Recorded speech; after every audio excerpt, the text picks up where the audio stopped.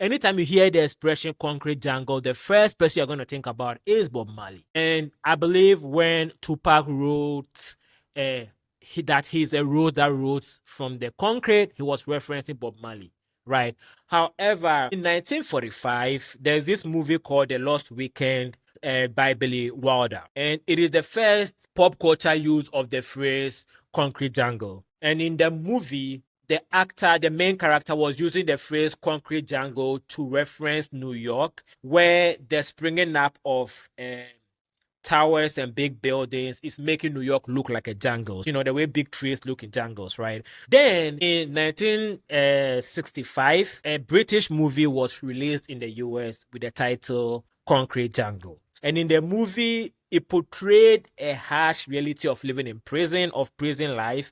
So the prison walls are the concrete jungles, right? So when Bob Marley used the phrase concrete jungle, he was looking at all this history and using the phrase concrete jungle as a person who would be considered somebody who is living in a concrete jungle.